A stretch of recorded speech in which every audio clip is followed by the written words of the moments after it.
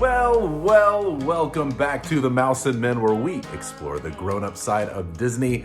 This is your co-host, Chris Murphy, coming at you again with another one of our limited series. If you have limited time in Walt Disney World, where the fun is unlimited. So we have, for the last several weeks, been counting down what we would do if we only had a half day in each of the parks. So up till now, I started us off a few weeks back in the Magic Kingdom, and then Bradley wrapped up Magic Kingdom with his version of what he would do in a half day, and they're quite a bit different. Again, in my mind, I'm thinking if maybe I'm there by myself, he was thinking about his family, which you should do when you go to Disney World, but I was just so selfish that I just bowled through what I would do if I was all alone. He was thinking with his noodle, and he came up with the idea that he's bringing his family along, and he's got a young family, where I have a family with 2 teenagers, he's got 2 toddlers, and so it's going to look very different even if we were to have both brought our families, but I like his thinking. So then went with Epcot and talked about what I would do there. For me, it is more of an idea of like, I really took his idea of a theme of like, if you can only go in a certain area of the park, how would you really accomplish what you want to accomplish without all that additional walking? I couldn't even figure out how to do it in Epcot, but I tried to be a bit more specific with the theme of space, plus Ratatouille's, Remy's Ratatouille Adventure. I had to throw that one in there as well. So now that Bradley also did Epcot, now we're moving into Hollywood Studios. And I have the benefit of going first again. And so, man, I gotta tell you, there are 2 very different ways that I would be spending time in Hollywood Studios if I only had a half day. But at this point, again, we're only going with what currently is happening. Or like what is currently open. Like I can't think of like what rides will be in the near future or in the distant future. I have to just think about what's open now. And I have to realize that for me, I have not been to Hollywood Studios since the Galaxy's Edge area of Hollywood Studios was open. So for me, I'm spending my whole half day, sad as it pains me to say this, I'm spending my whole half day in Black Spire Outpost. Because I haven't experienced this. I want to walk in, feel like that I'm a Jedi on an adventure. So that's pretty much where I'm going to be spending the bulk of my time. I'll wrap up the episode by saying what it would have been had I already been to Galaxy's Edge. But it will be even hard for me to say because I can't really rank the 2 rides that I'm really going to be focusing on today, which are the rides in Galaxy's Edge, because I haven't ridden them before, to see if they would overtake some of my old favorites in Hollywood Studios. So what I'm gonna do, again, I'm assuming that this is a typical day. The crowds aren't too crazy, the crowds aren't too small, the weather is going to obey, and I can get on the rides that I need to get on. But I know that the difficulty of this may mean that I'm going to need to utilize Genie Plus and slap down some more cash even after I have paid the entrance ticket, because I'm not leaving here until I can say that I have experienced all the Galaxy's Edge has to offer. So I'm heading straight there as soon as rope drop, as soon as the gates open. I'm going to the Black Spire Outpost at Galaxy's Edge, and I'm going to get in line first for the Millennium Falcon Smuggler's Run. I'm so stoked about this.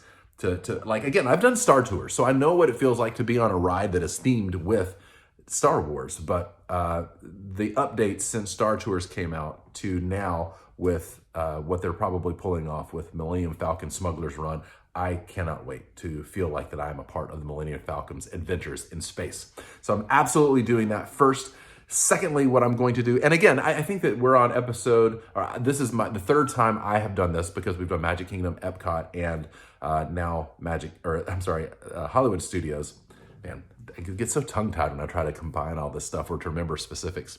But I have basically said to myself, I'm skipping breakfast. I'm just going straight on to the rides. Hopefully I've got some sort of smoothie or a bar in me that can keep my energy up leading up to this point, because I need to go do some stuff. I've only got half a day. I'm trying to make a memory here in Hollywood Studios, so I'm going to go right past breakfast. So I'm going to go to Galaxy's Edge. I'm riding Millennium Falcon Smuggler's Run, and then I'm going with Star Wars Rise of the Resistance. Now this ride seems like nothing that I've ever been on before. The scale, the way that they make things look so real and accurate and pull you into the story.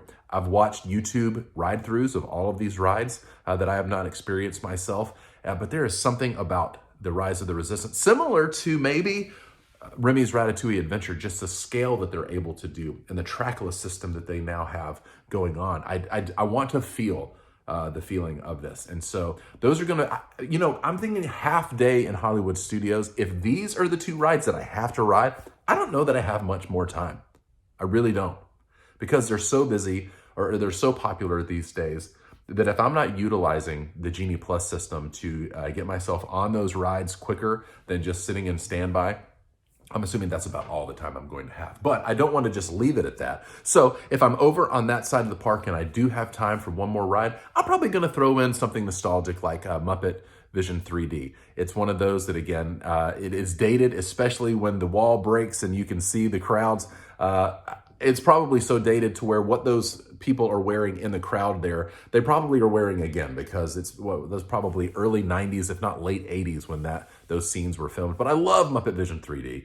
And so I want to make my way there if I can. But we've been talking about food as well. So usually for me, thinking about a half day, that I'm going to try to split up my half day with some sort of meal to just give me to replenish what I lost walking around all the parks, and then give me some energy for the few remaining hours that I have there. So I'm going to Docking Bay 7 in Galaxy's Edge. I want to really, again, I want to be fully absorbed in this world because I've not been here before.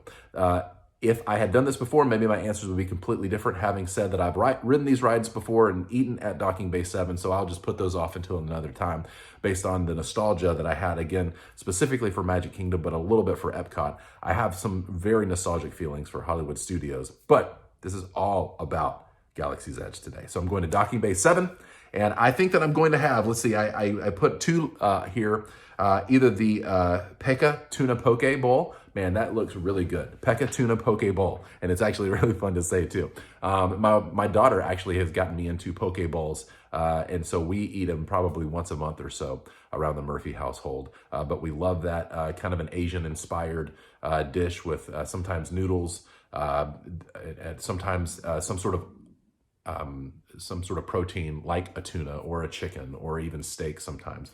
But for that, I'm probably going to go with the Pekka Tuna Poke Bowl, or I'm going to go with the Endorian Chicken Tip Yip, which seems like just kind of a fried chicken dish. So maybe which way I'm leaning there. But both of those sound good. I could absolutely see myself indulging in both of those ideas. So that's going to be my meal that I'm going to do while I'm there. And we also talk about desserts. So usually it's been a ride or three, a meal, and then a dessert. And that's about, like, again, half day. If you think about Disney, you don't have much more time than that. So for me, again, if I'm making this a Galaxy's Edge experience, I can't leave without having some of the blue milk from the milk stand. So I got to go try that milk. Again, reading a bit about it, it's kind of like a coconutty milk with some fruit in it. So you can choose between the blue milk and the green milk. I think the blue milk is a little bit fruitier, maybe like a cherry kind of fruits, that sort of thing, because from what I read, the green milk is more of a citrus flavor. So maybe a pop of fruit without the citrus with the blue milk, but the green milk, you're going to have that citrus vibe going on. So I'm doing all Galaxy's Edge, Black Spire Outpost. I'm going Millennium Falcon Smuggler's Run. I'm going Star Wars Rise of the Resistance. If I have time left, I may venture out of there just to get a little bit of nostalgia with the Muppet Vision 3D. But if I do have more time, maybe I spend it getting myself a lightsaber or experiencing more inside Galaxy's Edge. Again, this world is I've not been to it, so I don't know how absorbed I'm going to be into it and how long it needs to feel until I have the idea that I have accomplished the goal of being at Galaxy's Edge. So then I'm going to go with the Docking Bay 7 for my meal, and then go to the milk stand and get some blue milk as I'm exiting the park, maybe, so I can just enjoy that and sip on that even if I'm leaving the Galaxy's Edge. So what would you do? I know I have some ideas of what Bradley's going to come up with, and I can't wait to hear that. But I will say that, like, let's just say I went to Galaxy's Edge, and I'm like, yeah, that's fine. I don't have to do it if I only have half of a day. It may look very different because for nostalgic purposes, I would usually head down to the crossroads of the world at Hollywood Studios, take a right and go down to Sunset Boulevard, and I would have to hit up the Twilight Zone Tower of Terror and the Rock and Roller Coaster starring Aerosmith. Again, this is the way it looks all in 2022. Who knows what these rides will be in the future?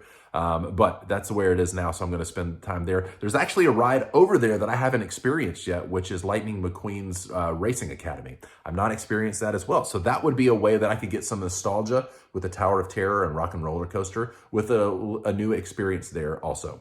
Now, if I was over there, I may go to Starring Rolls and get myself one of those huge cinnamon rolls because those are delicious too. But as of now, again, in early part of 2022, I'm going to spend as much time, if not all the time, in Galaxy's Edge, really soaking in what it means to be a Star Wars character around Black Spire Outpost and enjoy that as much as possible. So what would you do? What will Bradley do? These are things that I want to know. So the way that I will do that is to participate in the next episode to hear Bradley's, but I want to hear from you too. Reach out to us on the socials or email us as well. How would you spend a half day in Hollywood Studios? I can't wait to hear.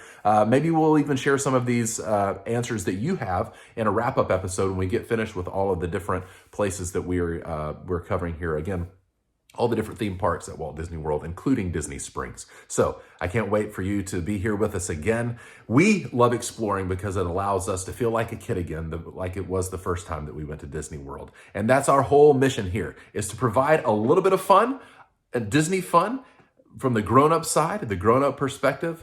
But we know by doing this almost 100 episodes now that you don't want to grow up too fast. So you got to keep exploring. Keep it here. See you soon. See you.